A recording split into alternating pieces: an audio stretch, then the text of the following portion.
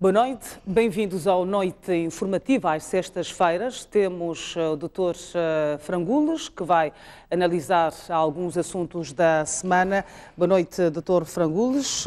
Começamos então com esta decisão de comando da Polícia da cidade, que decidiu retirar todo o efetivo da Ponta Douro, depois de muitas queixas da população que reclamava o facto da polícia, naquele ponto do local, estar a protagonizar maus tratos e também a extorquir principalmente aos turistas. Como é que analisa essa questão da corrupção na polícia? Se mudar de efetivo realmente resolve esta situação?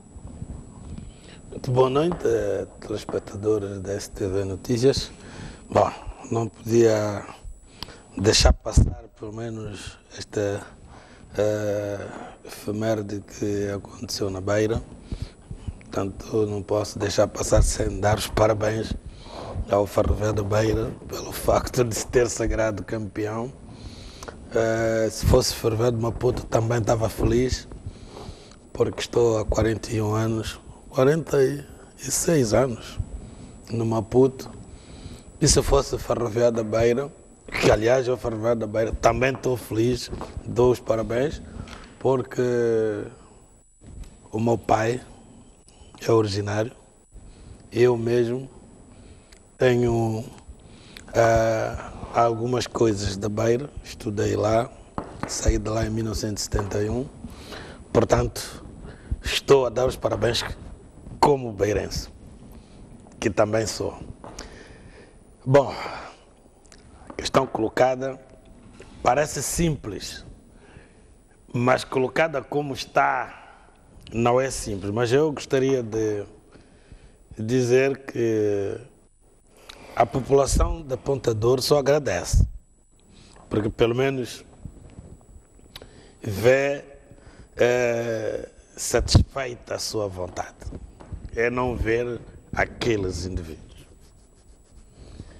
Mas deixa que eu diga isto. Isto é como uma criança que a mãe pergunta se a panela está a ferver.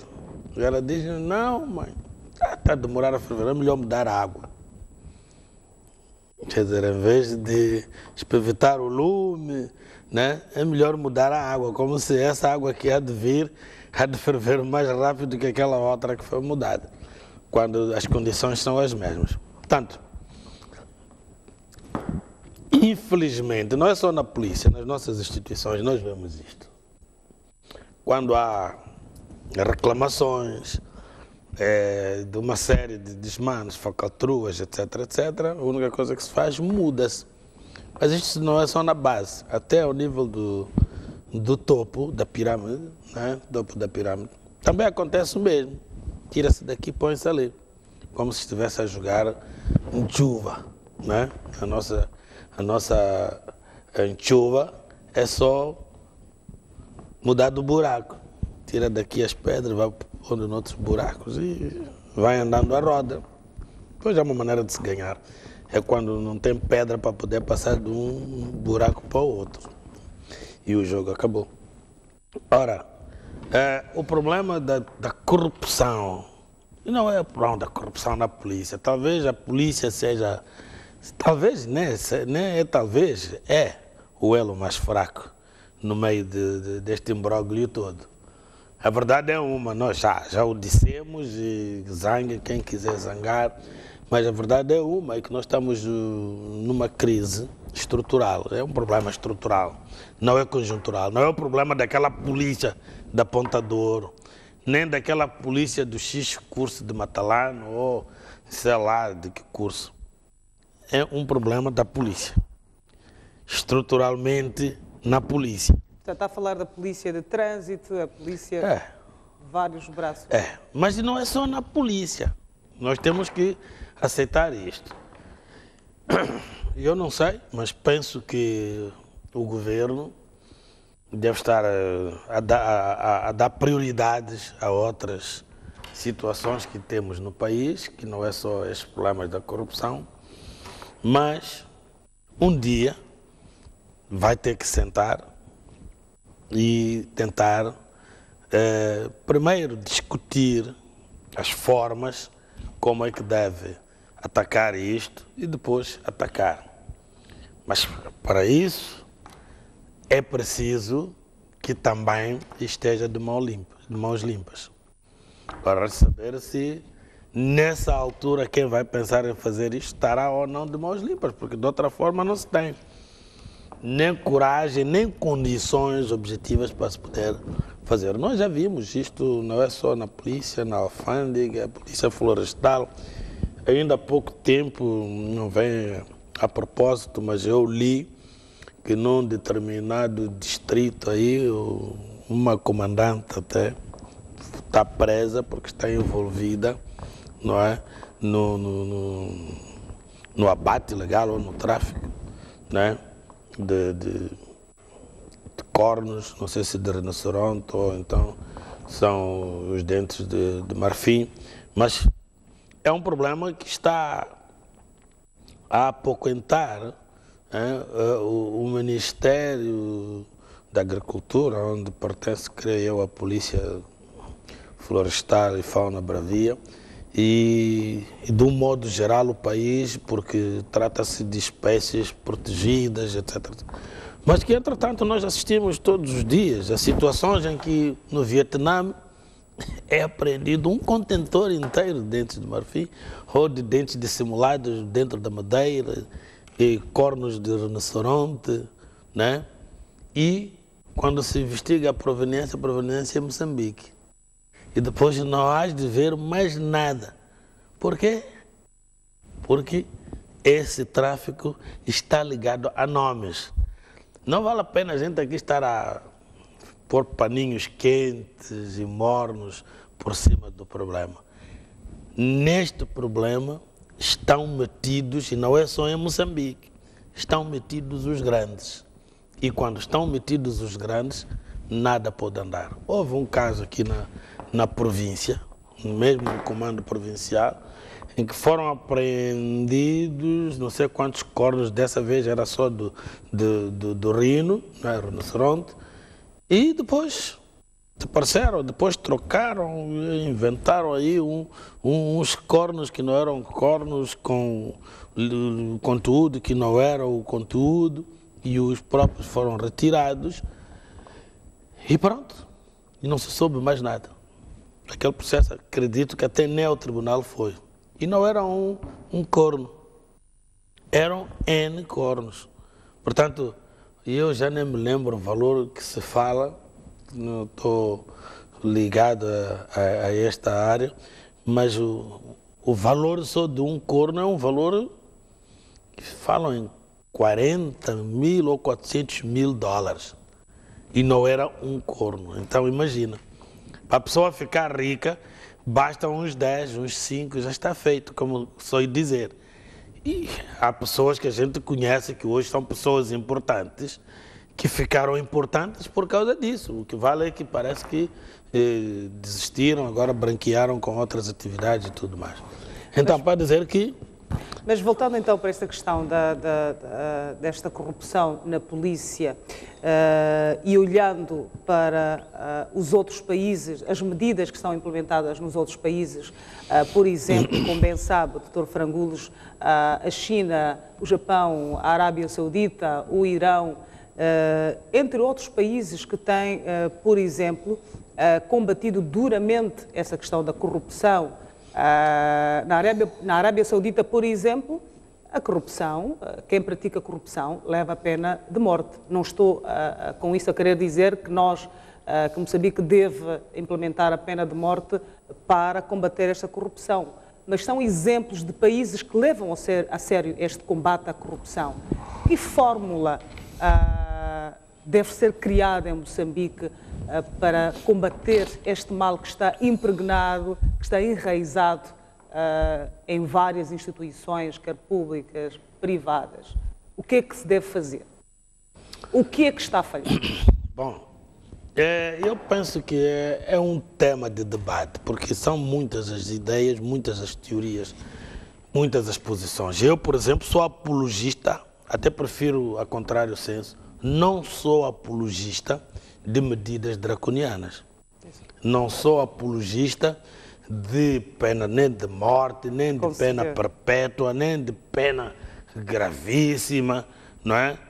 Porque pegou nos DIRs dos estrangeiros ou no passaporte dos estrangeiros para depois cobrar aí uns centavos e é corrupção, mas pronto, vamos dar uma pena de não sei. Não, eu penso que isso até acontece onde, na pena de morte, onde tem muita população, é preciso diminuir.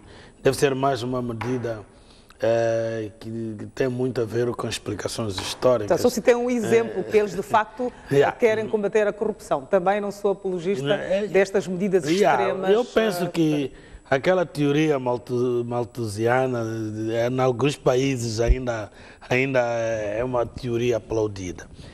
Mas eu penso que deve-se colher experiências de outros países que também têm medidas, né? Mas medidas proporcionais, com proporcionalidade, mas que não podem falhar. Eu vou dar um exemplo. Nos Estados Unidos, né? Quando o indivíduo comete um crime, ele é chamado para um departamento de disciplina e ética. E ele, quando é notificado, se é notificado à tarde, ele não vai dormir toda a noite. Essa é a primeira coisa. Portanto, ele sabe que ali as questões são sérias. E eles são de facto sérios. Quando alguém levanta uma acusação, parte-se do princípio de que há algo, há gato. Mas também os cidadãos têm consciência de que acusarem em falso leva-lhes a penas também graves. Daí que até quando vai levantar a queixa, levanta sob juramento, jurar que é verdade o que está a dizer. E quando chamam o implicado, a primeira coisa que fazem é retirar os símbolos da autoridade, símbolos de poder. Pistola, algemas, distintivo. Os três. Tem reparado nos filmes americanos, quando entra numa casa, nunca viu a mostrar um papel mandado assim. Eles mostram o distintivo. Ok? É um símbolo de autoridade. Partem do princípio que, não há de ir mostrar o distintivo de qualquer maneira, mas eles cumprem. Mas, princípio, não é fora de horas que o processo deles, portanto, prevê, etc, etc. Mas, para eles, o distintivo substitui o mandado. Ora, quando ele está em falta, retiram-lhe estes três símbolos. E ele fica doente. Ele passa a vida no bar ou em casa a beber enquanto o processo está a correr. Porque ali é sério. E basta se provar porque ele vai para o olho da rua.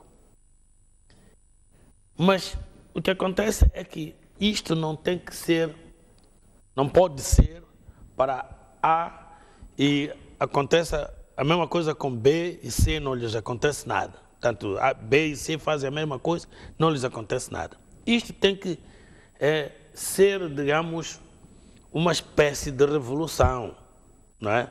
É aquilo que nós chamamos reformas, não é?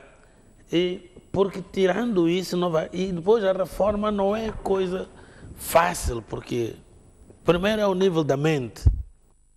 É o nível da mente, porque os próprios que devem aplicar, não é? Podem estar formatados da mesma maneira que aquele que cometeu.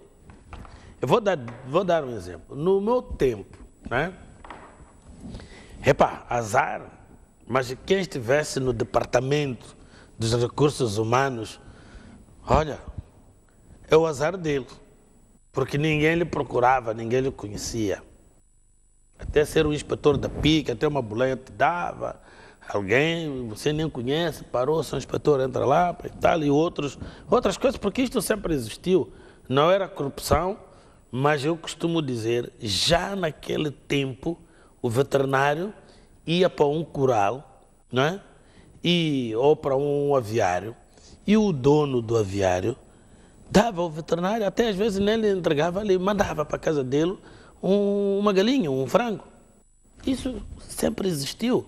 Até quando se foi ver Jesus Cristo, levava-se aí, não é? As ovelhas, e censos, miras e não sei o que mais. Não é corrupção. O que acontece é que agora, se tiver um veterinário no fim, é capaz de dizer que, olha, isto tudo tem que abater, porque tem peste. E ele está por detrás do abate. Então, está a dizer que a questão da corrupção é uma questão estrutural. Por vezes, quem é acometido para combater está estruturado da mesma maneira, tem a mente estruturada da mesma maneira. Então, o combate está votado ao logro, pura e simplesmente. Então, é preciso que, de facto, isto seja tratado como uma agenda nacional e seja tratado de cima para baixo. Não pode ser de baixo para cima. Portanto, não basta ir mudar aquela gente da Catembe. Contador. E depois, neles acontece nada por vezes, é só mudar, pronto, de Pontador, agora vão para Inhaca, né? Ou vão para outro sítio. E depois, eles murmuram, quer dizer, mas nós só por causa de termos feito isto, mas tem aqueles que fizeram isto. Então, quando isso acontece, o combate está votado ao fracasso. Não tem havido, então, seriedade nesta questão de combate à corrupção? Até agora não. Ana Maria, não. Nós vemos, ao nível de cima, nós conhecemos tantos indivíduos que enriquecem num abrir e fechar de olhos. Outros até sabemos de onde é que vem a riqueza, né? O país fala, o mundo fala, e não lhes acontece nada. Até os nomes são sacrossantos, nem podes falar o nome. É preferível dizer o indivíduo A, o indivíduo B, o indivíduo C, D, como se não tivessem nomes. Por quê? Porque são nomes. Quer dizer, dizer o nome é um sacrilégio. Portanto, nós sacralizamos os nossos corruptos moros. Os nossos corruptos séniores, nós sacralizamos-los. Mas como quebrar esta... Eu já disse, tem que vir um dia um chefe, né, que não tenha medo de morrer e que esteja também limpo. E não tenha medo de morrer. Isto não é só para Moçambique. Em todos os tempos da história, para poder virar. Porque a nossa sociedade está inquinada, está ficando cada vez inquinada. Crianças, miúdos da escola, conversa com...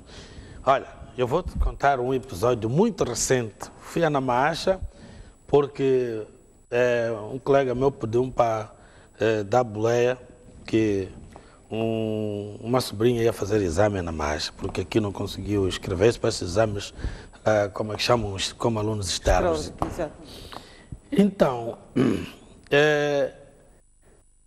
o exame era às 7h30, tocou às 7h30 para se entrar e 10 minutos depois estava o toque do fim da tolerância. Por acaso, quando estava a tocar, estava um chapa a parar. Aquela gente até ouviu o toque do chapa da estrada, porque a escola fica mesmo à beira da estrada, a escola secundária lá de Namacha. Saíram a correr porque sabiam que estavam atrasados. Era maior número, eu não me lembro se tinha um rapaz, o maior número eram até meninas, né? Chegaram ali, por acaso, não foram deixadas entrar. Tentaram, nada. 10 minutos. Elas chegaram com 3 minutos de atraso em relação ao segundo toque. Ficaram aí, experimentaram contactos, não contactos, e numa dessas vezes cumprimentei algumas, começamos a conversar. Elas só diziam, agora vão ter paciência. E eu já nem ponho os pés aqui. Como assim? Olha, agora eu vou pôr dinheiro a falar. Eu vou ter o certificado, eu vou ter as notas, portanto, destas cadeiras que devia fazer com dinheiro. Portanto, as pessoas crescem, só falta nascer, mas crescem a saberem que têm que praticar o mal para atingirem um determinado fim, até que em condições normais, outrora, era moralmente que se atingia esse mesmo fim ou objetivo. Elas aprendem e crescem a saber que, se for legal, não há de chegar lá.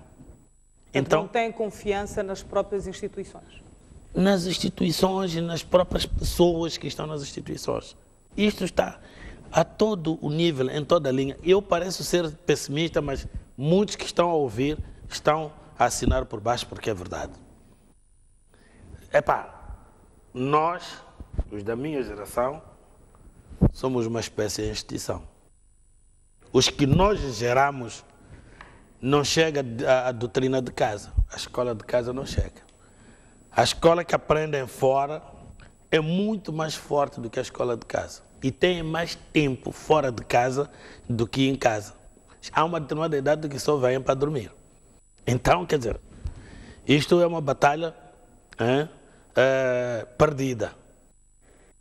Não posso dizer que a guerra toda está perdida, mas as batalhas, ou a batalha da moral, está perdida.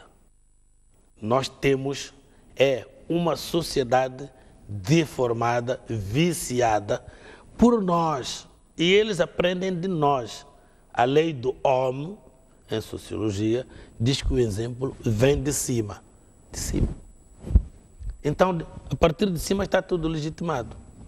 Portanto, mas o que é que é preciso acontecer? O que é que nós devemos mudar para que gerações futuras não tenham estes comportamentos que esta geração tem? Tem que haver uma coisa, tem que haver... Temos que mudar. E mudar não é coisa fácil. As reformas, as revoluções, né, custam sacrifícios de pessoas até, de vidas humanas. Não é coisa fácil, porque depois, o que acontece é só fazer a leitura. Os que deviam combater não combatem porque estão acomodados. Estão acomodados de tal maneira que não lhes passa pela cabeça que um dia têm que abandonar aqueles lugares. Tu olhas para o Zimbábue, tu vais olhar para o Mugabe com 94 anos, o que é que está a dizer? Não vejo ninguém para me substituir. Tu vais para a África do Sul, vais encontrar o Zuma. Olha, o pior presidente que já passou na África do Sul, até mesmo voltando para antes da democratização da África do Sul, o Zuma é o pior presidente. Mas veja, o que é que está aí a fazer? Não quer sair. E quando pensa que a coisa está pior, então é melhor ser a mulher a substituir. Nós estamos aqui em Moçambique, não temos uma situação diferente, sobretudo esses libertadores, não é? Vieram muito bem, aplaudidos, eu já era adulto, não é? Aplaudimos tudo e mais alguma coisa. Mas agora já não representam. Mas você não lhes pode falar em sair. Agora que estamos a caminho de novas eleições, há de ver. Vai ser uma antecâmara do que vai ser as eleições de 2019, não é isso? 18 são autárquicas, 19 são as eleições gerais. As eleições autárquicas vão ser uma antecâmara de que vai se repetir as mesmas coisas das eleições anteriores. Tudo vai se fazer para se continuar no poder, mesmo quando está tudo à vista de que já não se tem mais aquela legitimidade que se tinha em 75, mais ou menos até 86, com a morte de Samora, por aí 94, com Chissano mais ou menos, mas creio que 2005 para aqui foi a morte do artista. Já não se tem mais legitimidade. Mas não pode dizer, aquela gente nem quer perceber isso. Nós temos que continuar aqui, nós é que libertamos isto, nós é que temos o direito pleno, absoluto. Eles já são senhores absolutos disto. É só ver o que está a acontecer. Muito bem, doutor Frangulos, últimas considerações com relação a este tema. Não, eu penso que um dia, eu sempre faço questão das revoluções ser líder, né? Do carne cross. Qualquer dia vai ser sem que alguém, digamos, estruture as pessoas, né? Até porque ainda há pouco tempo alguém me aborda, eu ouvi dizer nas redes sociais, eu nem apanhei bem o que você está a incitar a revolta. Eu não estou a incitar a revolta, eu estou a fazer leitura. É que as pessoas já não são mais as mesmas. Para o bem e para o mal, já não são mais as mesmas. Pequenininha coisa e já fazem greve. Vimos há pouco tempo na Ponta Douro, há pouco tempo na Malanga, há pouco tempo em Teta, há pouco tempo em Dondo. Quer dizer, um pouco por todo lado, as pessoas já não são as mesmas, né? Sim, senhor, sim, senhor. Isto são pequenos focos que vão crescendo. Isto é como o próprio fogo, depende. Quando a palha está muito seca, então já não são focos, são fogos mesmo, né? Então, eu sempre disse que se acautelem, não é? Os que são tidos por causadores disto, porque pode ser que não dê tempo de fugir o fogo. Levado com o vento, a gente até dentro do carro, nós vimos, eu com muita pena, mas como exemplo, posso até referir, há pouco tempo vimos em Portugal aquele grande descalabro de Pedrógão, né? Em que as pessoas não conseguiram sair do carro para fugir o fogo, porque de carro não dava para fugir o fogo. E não conseguiram fugir o fogo. Então, as revoluções também, por vezes, são como o fogo, levado pelo vento. As pessoas vão ser apanhadas, uma e outra pessoa, onde conseguir entrar nos seus aviões, helicópteros e saírem daqui. Mas a maioria é o que vai ficar aqui. Mas vai derramar sangue. Bom, todas as revoluções derramam-se sangue. Espero bem que não chegamos a este ponto. A via de diálogo é sempre a melhor opção. Gostaria que isso não acontecesse.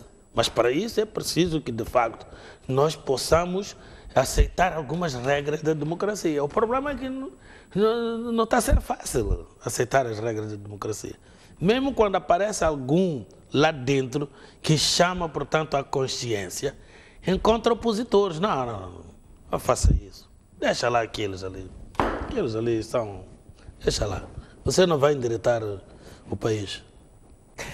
Bom, esperamos que esta situação, portanto, mude. A corrupção é um mal e impede o desenvolvimento de um país. Nós vamos passar para o outro tema. Desta feita, Dr. Frangulos, vamos falar desta queixa da Comissão, portanto, da Administração Pública e Poder Local, da Assembleia da República, que reclamou o facto da governadora da província de Sofala, Helena Taipo, não ter permitido que eles fizessem o seu trabalho naquela província. O que é que acha desta situação de pessoas, de uma comissão legalmente instituída, estamos a falar de parlamentares, que estão a representar o povo, vão numa determinada zona e não têm como trabalhar? O que dizer desta situação?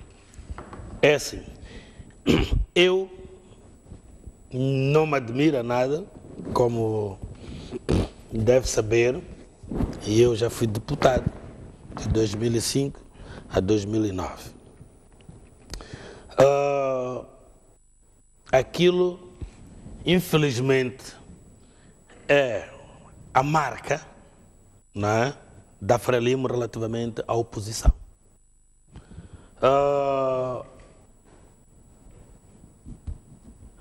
Sempre aconteceu, portanto, traduz uma falta de cultura democrática. E isto não tem outro nome. Falta de cultura democrática. Porque podia ser uma comissão de uma direção nacional a deslocar-se a uma província, desde que todos fossem camaradas, seriam recebidos com pompa e circunstância. Mas uma comissão que é uma estrutura da Assembleia, poderia dizer que cada comissão corresponde a um ministério, se nós fôssemos a falar do governo, não é?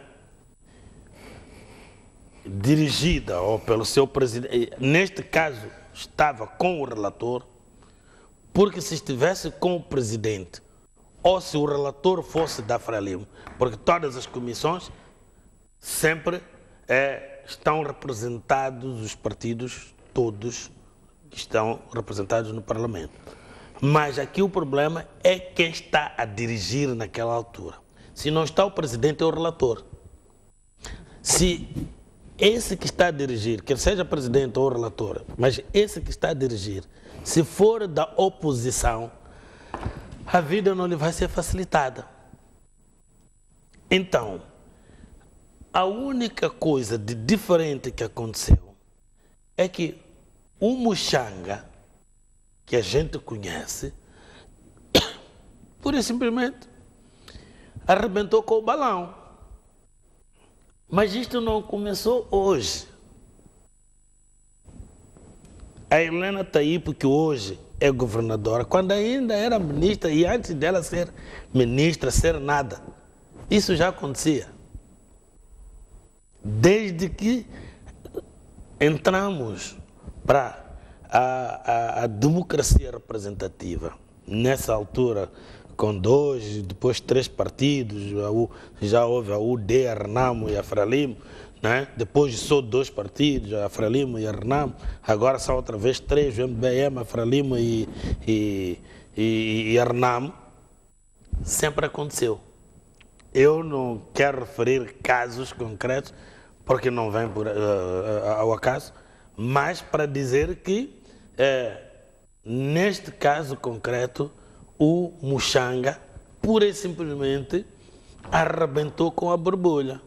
Mas, Ana Maria, não esperas nenhuma consequência.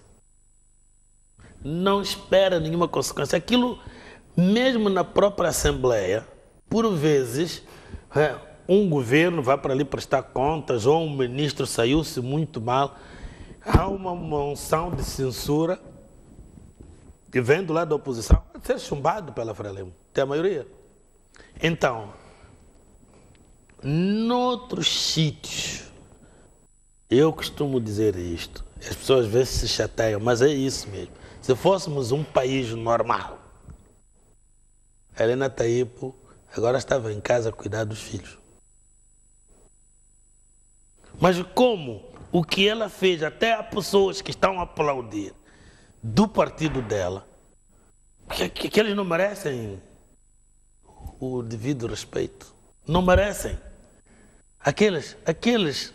E tudo começa aqui. Eu até quando aprendi a filosofia, o professor dizia-me que tudo começa aqui neste alter, o outro.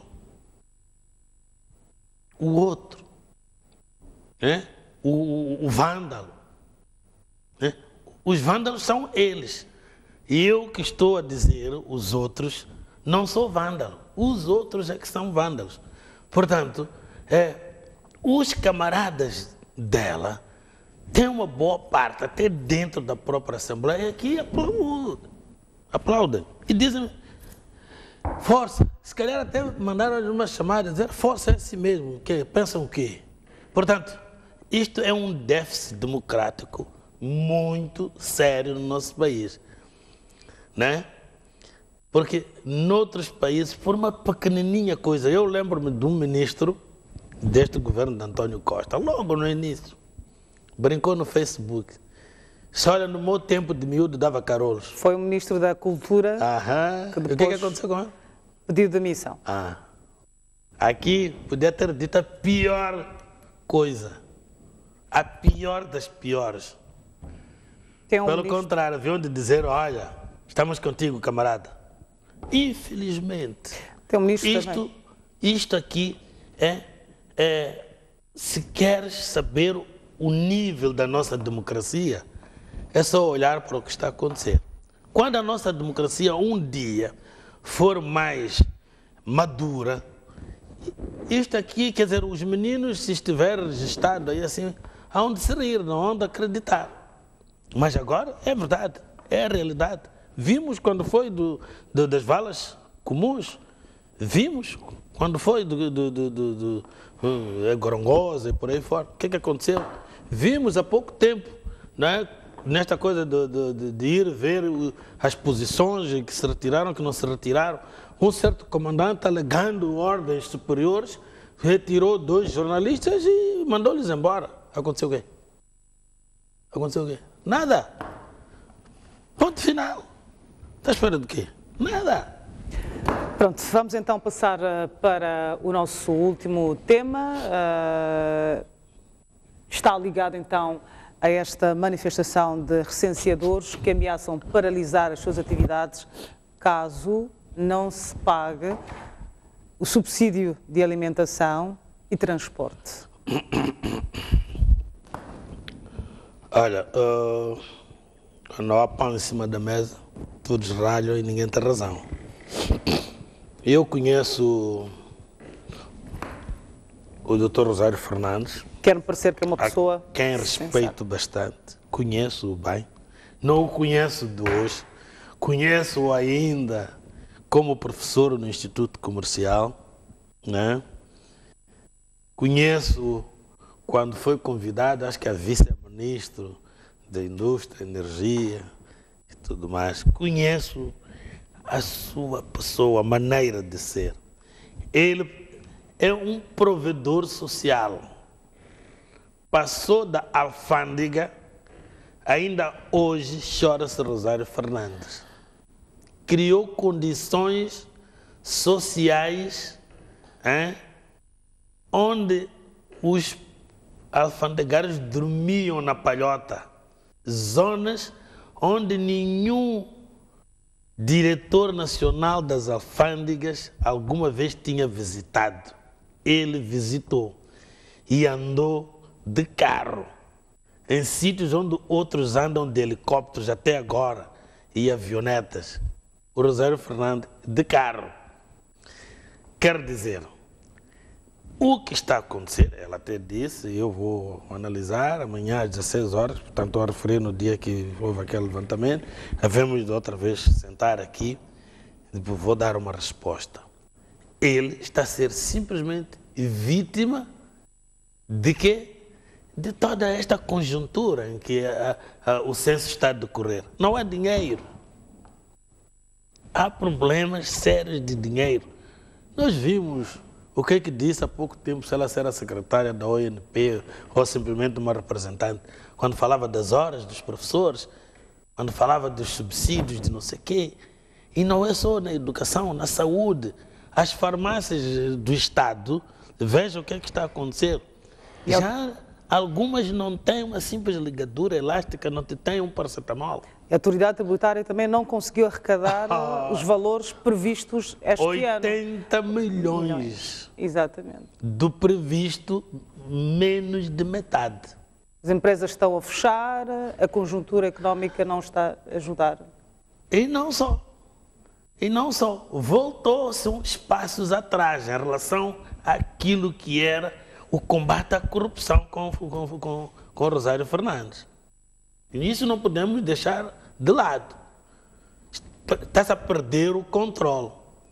Eu converso com algumas pessoas da alfândega. Dizem que estamos perdidos. Não podem sair aqui fora, manifestar isso, porque logicamente vão ser corridos. Mas a situação está-se a deteriorar lá dentro. Entradas quase que massivas, sem concurso público, de pessoas, chamam paraquedistas, até deram o nome de paraquedistas, os alfandegários que estão lá já há muito tempo. Mas este de onde é que vem? Como é que chegou aqui? Não sei. Então, isto desmotiva a questão da receita não está só ligada ao problema de fechar empresas, de faltar importação e tudo mais, mas também está ligada à desmotivação. Os funcionários estão a ficar desmotivados. Conheço pessoas que eram lugares tenentes com uma formação de destaque e tudo, né? Que com a mudança das chefaturas mandaram a pessoa para decoradora.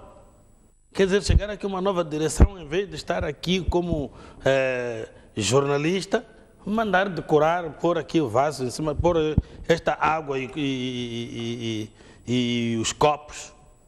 O que é que havias de dizer? É claro que se quiseres continuar a trabalhar, porque tens filhos, tens alguma coisa, vais dizer sim, mas desmotivado. Isto que estou a dizer, um dia, há onde cansar-se, vão sair cá fora e há onde ver que é verdade, porque isto já se fala a boca miúda por todo o canto. Portanto, para dizer o quê? Que aquele levantamento, não é? O Rosário Fernandes é vítima. Eles são vítimas, têm razão, porque para se trabalhar há um mínimo de condições que devem ser criadas. Mas o outro também, para dar essas condições, tem de ter verbas que não dependem dele.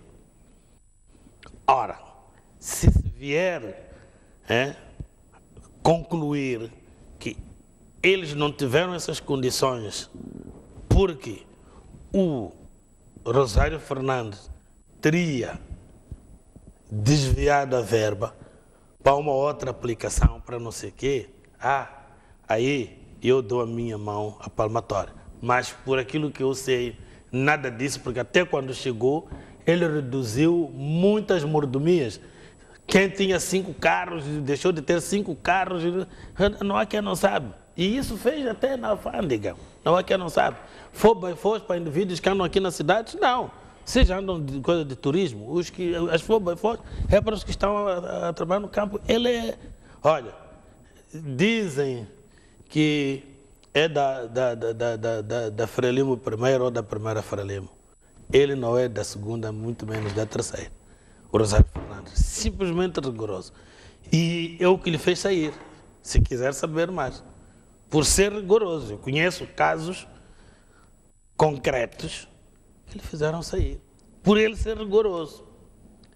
Que seja rigoroso aí, mas tem que saber que aqui não, aqui há imunidade. Aqui. Mas então, acha que ele está a ser vítima? Está a ser vítima de falta de condições, que não vai tirar do bolso dele, que nem tem. Ponto final. É vítima também. Os que estão a manifestar-se porque lhes falta condições para poderem trabalhar, têm razão, são vítimas dessa falta de condições. O que devia prover essas condições é vítima de não ter como prover essas condições a estes. Mas, felizmente, segundo o presidente do INE, Rosário Fernandes, diz que estas pequenas manifestações não vão comprometer este censo. Não, ele é campeão do consenso. Ele vai encontrar uma saída. Ele é campeão do consenso. Ele sabe dialogar, ele vai falar e é muito simpático. Muito bem, Dr. Frangulos, obrigada pela presença aqui. Nós vamos fazer um brevíssimo intervalo, já voltamos para atualizar as notícias a esta hora. Até já.